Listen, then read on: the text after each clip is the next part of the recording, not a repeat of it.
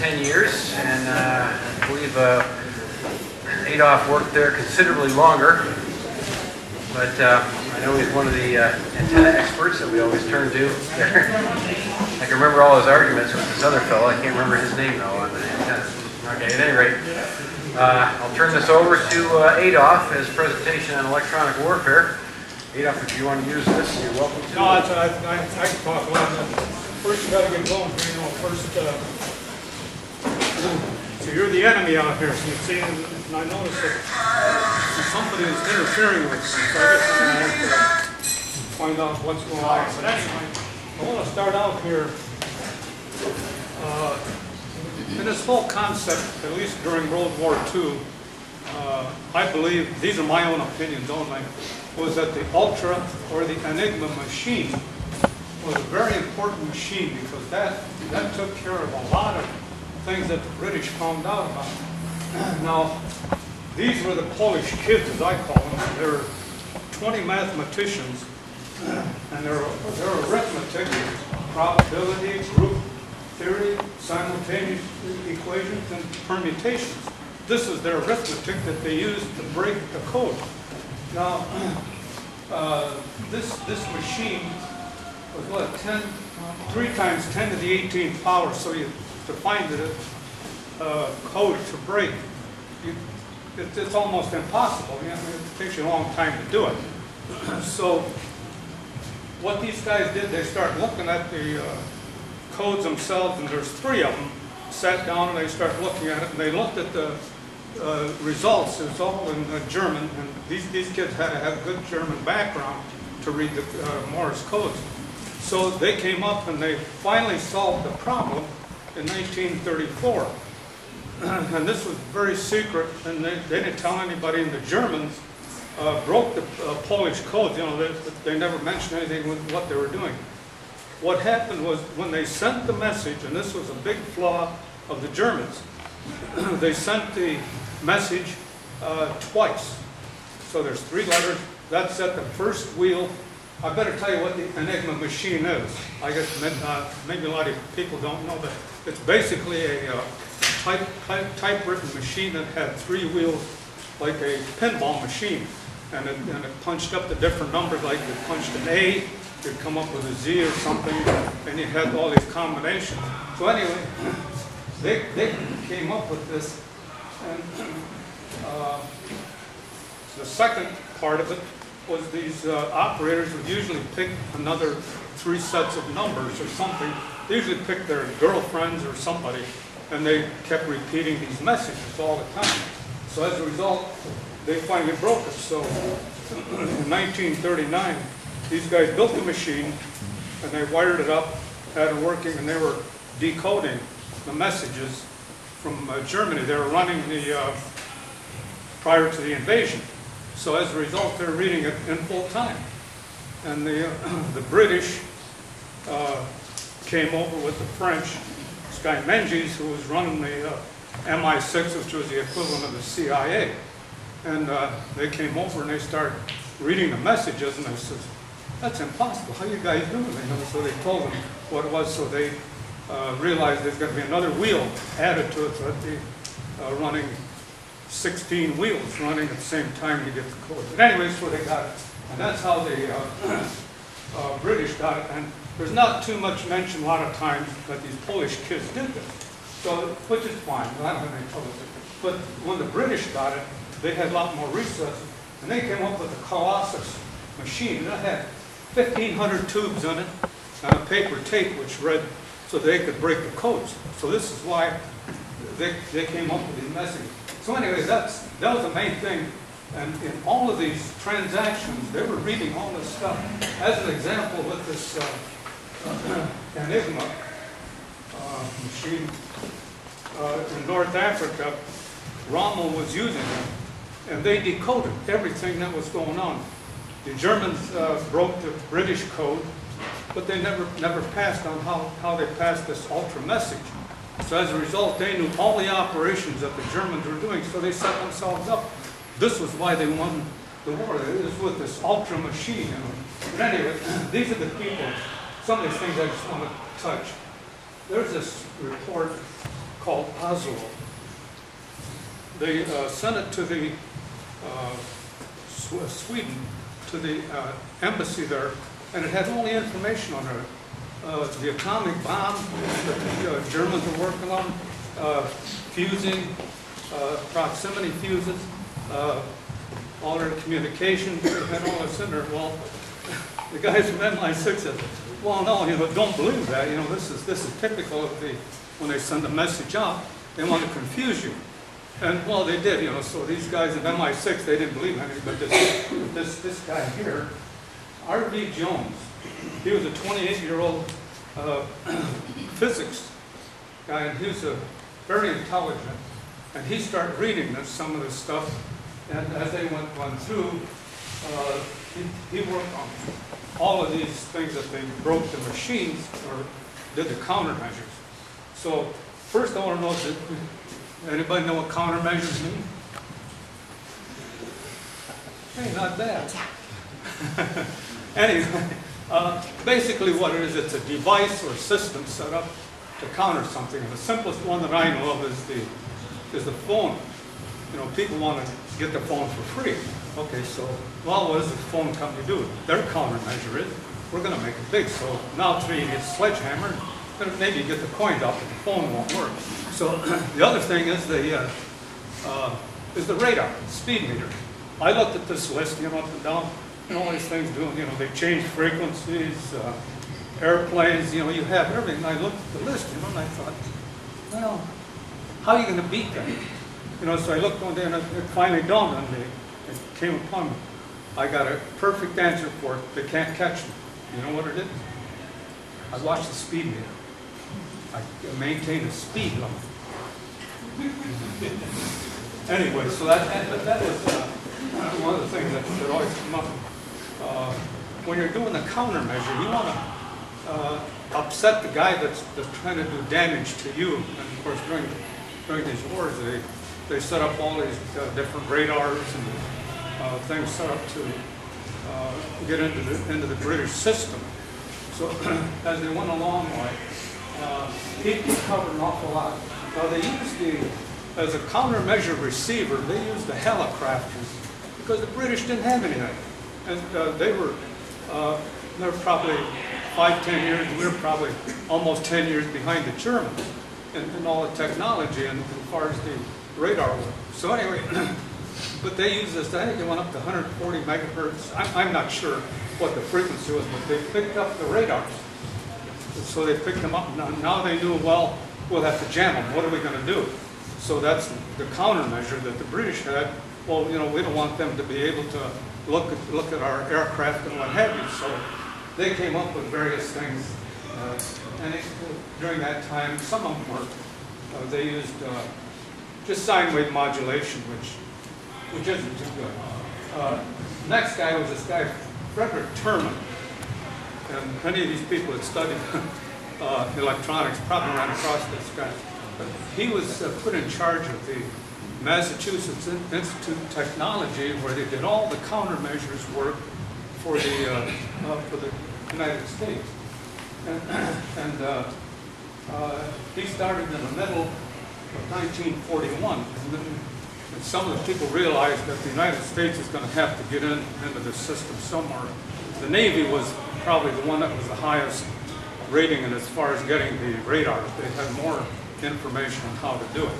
So anyway, one of the things that during this term and during that time in 41, see, the ham operators were still operating, and they had trouble. This one guy came up to Terman, and he said, hey, we got this ham. He's messing up our 30 megahertz IF. So Terman looked at him and he says, oh, really?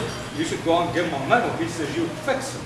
So what they wanted to do is shut this guy off. He says, well, no, because you're going to have all kinds of operations at that frequency. So he was always pretty good at that. Now, this guy, Martini, he was a German general. He was in charge of all their communication. And I'll go through the different radars that he was responsible for.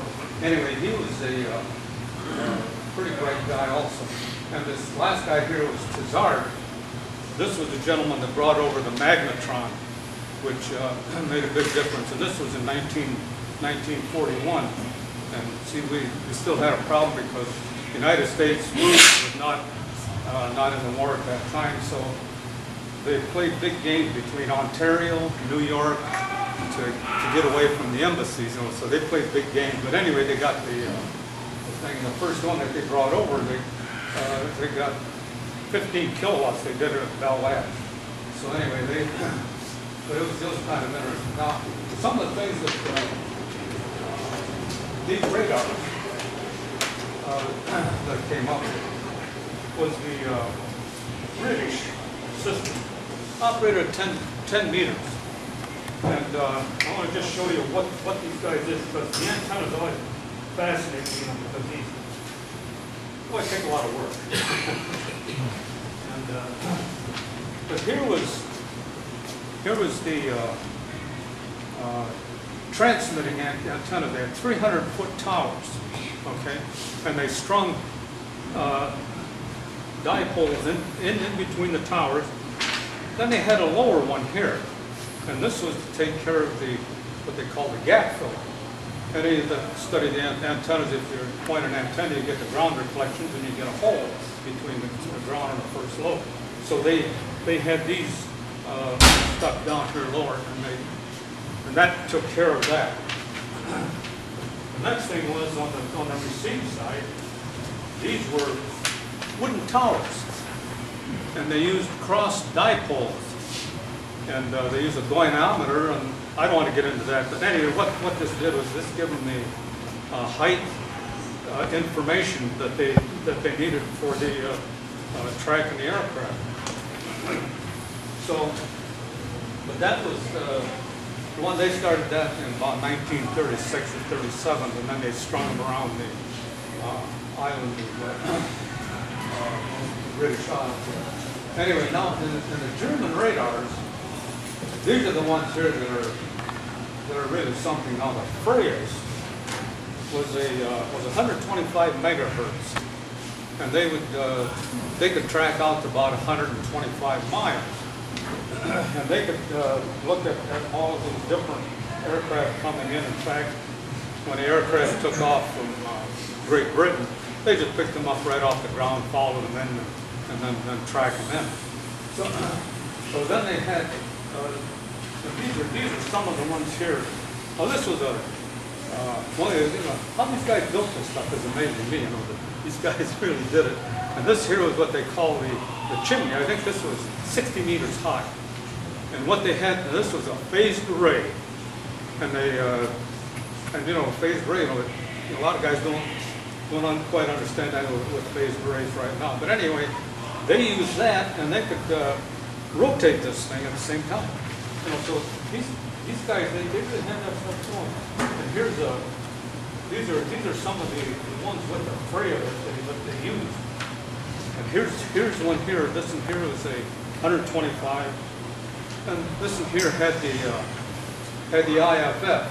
Now the IFF is a identification friend or foe. And what they use this for, they use this as one section here was a transmitter, and the other was a receiver base. So they had very narrow, and they could rotate these also. So with the IFF, as the German aircraft were flying, they could identify them, get their location, height, and everything, so they could feed back. Now this one here is the one that really threw me. It was 98 by 36 feet. That's the antenna. This is a 125 megahertz. I computed the game theoretically with 42 dB, which was pretty good at that time. So you had to build something like that, But it was, I don't know, they just great. That's the other one that they had.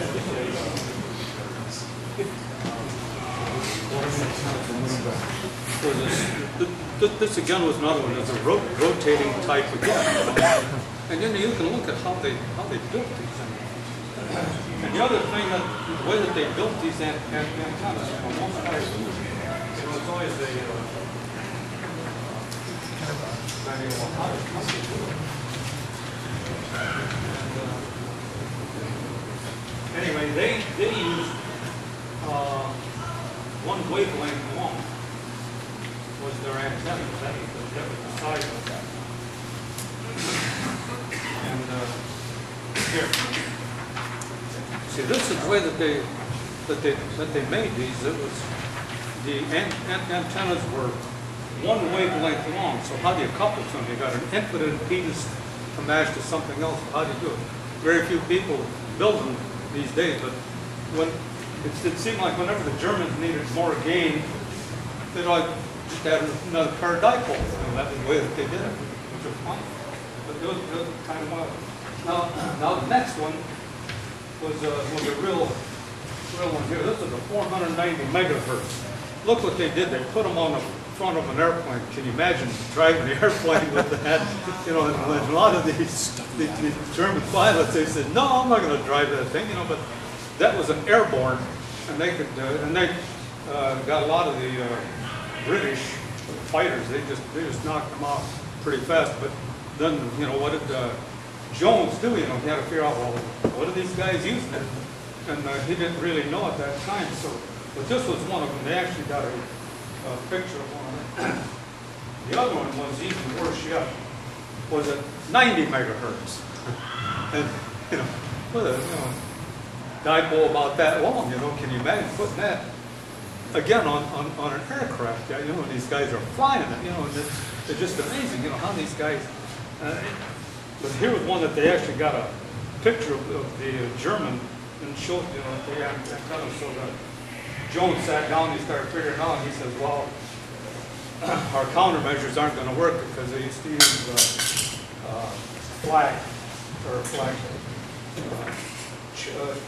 chaff, which is something like this.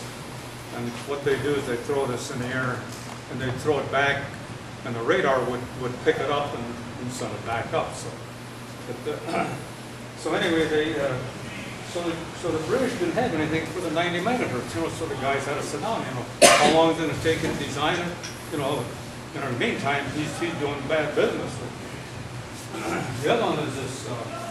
It's a Würzburg. I think was a fantastic machine. It was probably 10 years ahead of everybody else. It operated at 560 megahertz, and this is what it looked like. It was they had a 3-meter dish, and then they had a 7-meter dish on these, and they could go out to about 25 miles. And the reason that they used this, they used the 125 megahertz. They tracked the aircraft coming in, and then they had these areas. They'd lock onto them, and then they could fire the 88s, and they hit them every time.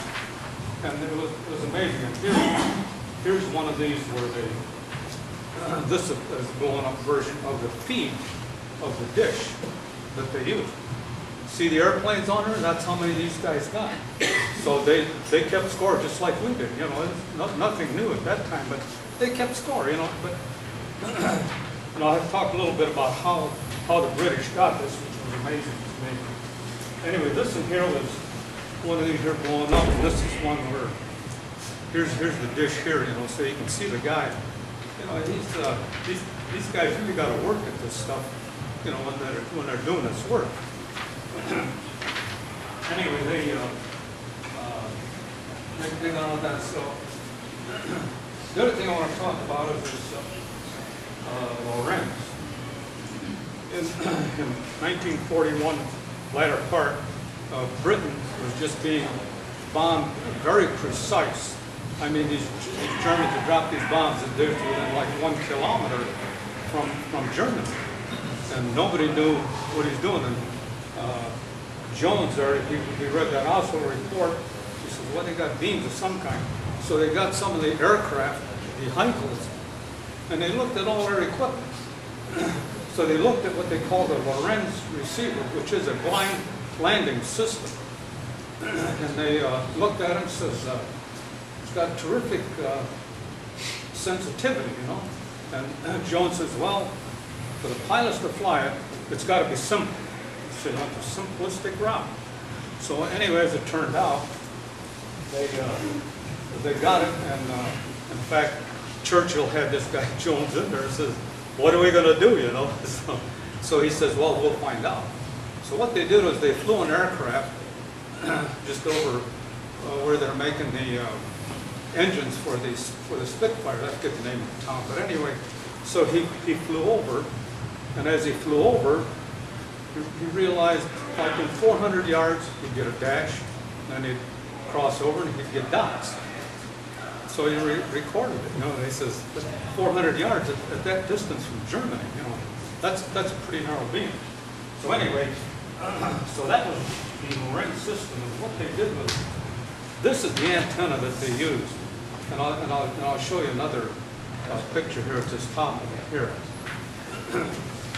This is the blind landing system, and they have this antenna set up so that they could generate these two beams.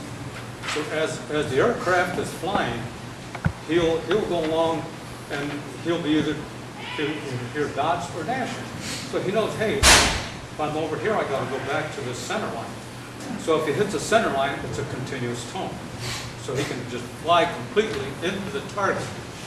So the other thing that the Germans did was at a cross point, they had another transmitter set up where they crossed this beam. And in the aircraft, it would start a clock, and it would set up when it crossed over that beam, then they'd start this clock, and the bombs would fall right on the target because they had the IFF again. They knew precisely where he was. And so it took quite a while for the British, you know, what are you going to do? So they got diathermy machines out, you know, which was at 31 megahertz, and they started jamming them, and then there was talk about how we bend the beams, you know, can we mess them up, and you know, it's just a lot of thinking. But anyway, so here on the U.S., this is the one that I always like.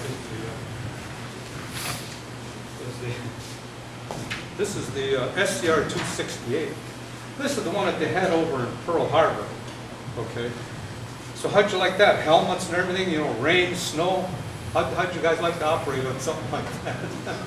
You know, but that's what it was, and they used this. They finally put it into a box, you know, so they made an SCR-270, which worked out very well. And they used that through the whole war, doing very, very precise. They used load switching. What is load switching? What they do is they switch between these two antennas. The lobe, it switches back and forth. So then you can get two signals, and right at the center of it, that's where he is. You know, you can find him right away. And so that was used quite extensively. Now this here is the best one yet, I think, was the SCR-584. These are probably still around today. People are still using them. And this one here operated at 10 centimeters, which is about 3 gigahertz.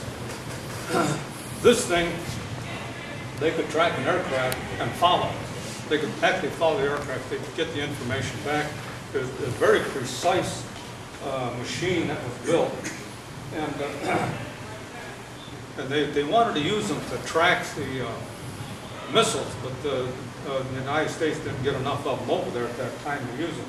But what they did here in the United States, which I thought was kind of comical in a way, I thought, with the artilleries, these guys tracked the shells, and their programs that they had set up, the Army, there was errors in them. And you know, so they had a big fight between these guys, no, you know, but these guys tracked it, and they could actually track the missiles, or not the missile, but the 88s. They could use the 88s. But anyway, well, as things went along there, it's still used today, and it's a very precise machine. So now these are the jammers. Now this carpet was a 5-watt, 560 megahertz, and this was done in 42, and this was done you know, because we in the United States here, you know, they had the 316. This guy started out, you know, at MIT. He says, well, I got a quarter watt out. He says, 2 weeks later, he says, I got 100%. I got a half a watt. So they ended up with 5 watts. What they did is they put these in the aircraft, and they'd have different frequencies. So the Germans looked at this, well, we're going to shift our frequencies. You know, that's easy to do. So they shifted frequencies. These were set up on the ground. You know, the technician had to tune it up to the different frequencies that they were listening on. So they stuck them in aircraft. So anyway, so, you know, if they had, 1,500 in a group flight, they'd maybe have 10 of them that would be on different frequencies, so they'd all turn them on. And what it did was it got into this Wurzburg. They had a circular loop, which they called a Y type. And you had from the center here, you had range and everything. But what it would do is just blow it up completely. So they couldn't use it. So a lot of these German operators, they started looking, how do you fight that? And the other thing was they threw the shaft out also, which even confused them even more. So they start looking at the propeller modulation. Some of these guys says, you got one of the physicists that said, well, look at the propellers, And some of these guys were able to actually dig out the propeller motion, which was sort of a Doppler effect, but they could say there it was. So it was very, very interesting to see. But on this, let me talk about this Bruneville rig. And I think this was probably the best thing. So the British wanted to find out what this Wurzburg radar was. They couldn't find out, so they said, well, we'll steal one. So that's what they did. They went over to France and they dropped a group of commandos in there. And it was probably the best operation that the British ever had. So what they did was they went in there and they just chopped up everything. I think they had like 15 minutes, if I remember, 15 or 20 minutes. And in fact, on one of these, this one here, they had saws. He put diamonds. The guy said, well, if we're going over these, we want the best equipment that we can get. So they sawed the antenna off. So that was very good. And they got part of the receiver and the modulator. So from then on, then they knew how to jam it, and they didn't have any devices in there to throw the jammers out or anything. But they still had a lot of trouble with it. So anyway, they had the other thing that the Germans used, this here is still, to me, is a very fascinating, and it's still used today, bistatic radar. And you don't need a transmitter to run it or anything. And the problem is they had this over the channel. And what they did was the British transmitted the signal that illuminated the target. And these guys got the reflection, and they could key in on the transmitter so that they could see what the target looked like.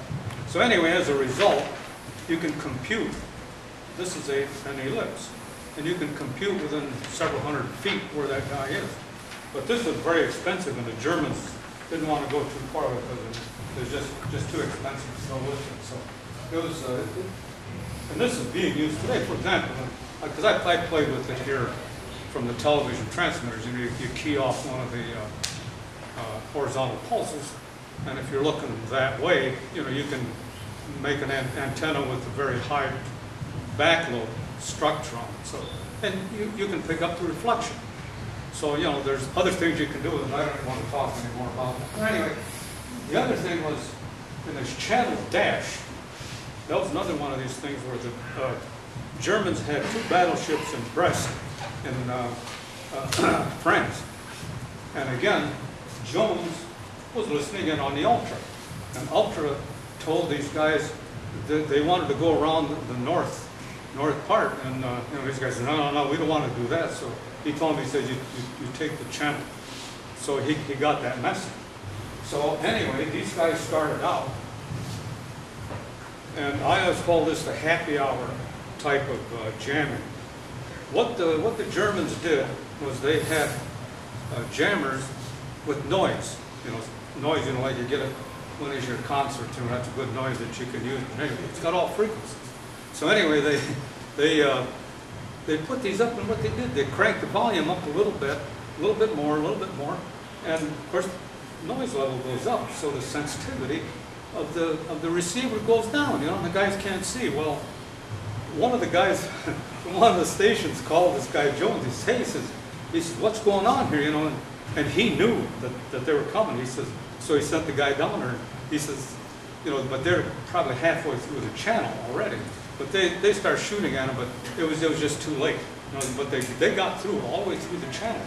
And you know, they had big meetings. You know, who was yelling at who was, you know, who was bad and all this good stuff. But anyway, but they made it. Like you say, you know, like a happy hour. You know, take one drink. You know, not bad. You know, second one, third, fourth. You know, things get messed up.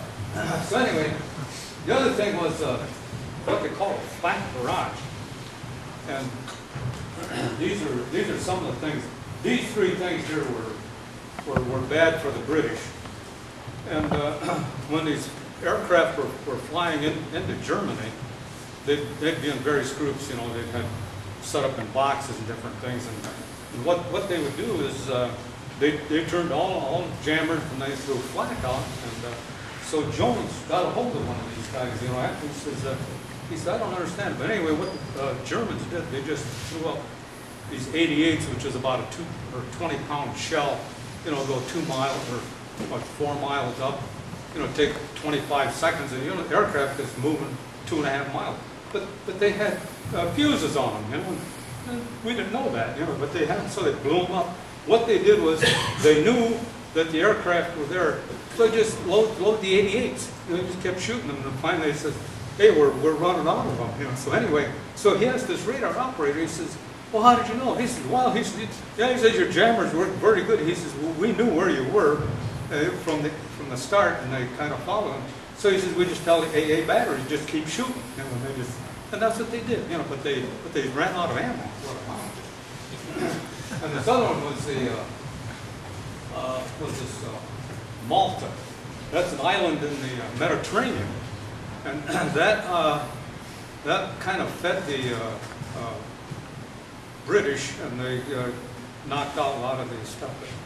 Anyway, they had their radar going. They had a 200 megahertz radar going, and this guy from Sicily, he put on a new jammer, and he just kept jamming them for a couple of days. So these guys at Malta, he called up Jones. He says, hey, he says, what are we going to do? He says, well, just leave it on. He says, don't worry about it. And so he says, 2 days later, the Germans stopped. So here's the countermeasure, you know. What do, you know? So the Germans thought, hey, the British have some way of countering our radar, you know. So anyway, that's the first thing that when this guy Martini, when he saw this Jones, he says, what are you going to have? Oh, we have nothing, you know. He said, and this is kind of torn him out. Anyway, but that's about the extent of it. There's a lot of other crazy things, you know. One of the worst ones, I shouldn't say would be worse, but anyway, on this jammer, they made these at Delta, as in Kokomo. This was the jammer here that they built, and they built probably 5,000 of them. And but they had all these going at the same time, and they ran into problems, you know, how do you get them over to England and stuff like that. So they had the same problems with communicating with the over here in the States. So then they came up finally with one that came up with 15 watts that you could tune on the road. You know, you could tune it with an APT5. I have one of them. And the other thing that these guys did was on their receivers.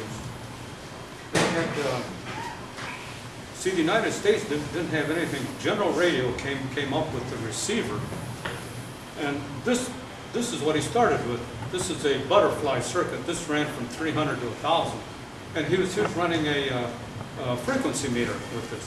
So these guys from MIT, and I said, well, maybe we can make a receiver, which he did.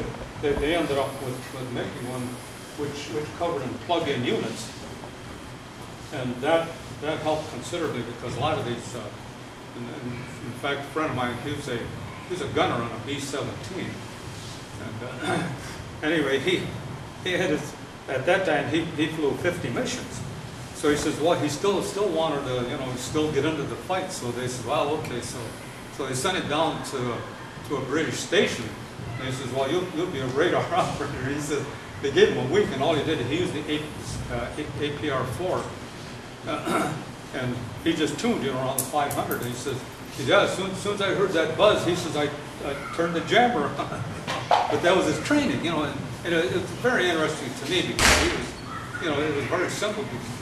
I mean, today, you know, it's very simplistic, but it wasn't then, you know, I mean, that was very complex. So anyway, so I want to close with one thing here. And there's both sides to this one here. When I was over in Ohio there, the belt systems were owned by AT&T, and I guess each state had their own system of operation. Well, they had a strike going. So I thought, well, you know, they got arguing back and forth both sides.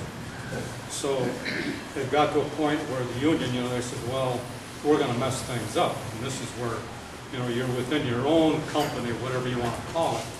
And what happened was these guys got in and they dialed one number at a certain time. And what they did was they had what they call a stroger switch. I didn't want to get into that, but it's a switch that laps up, keeps going. You know what it is.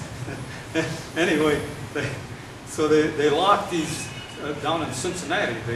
They locked them up. They had, I think they gave 10,000 on one, that was the maximum limit.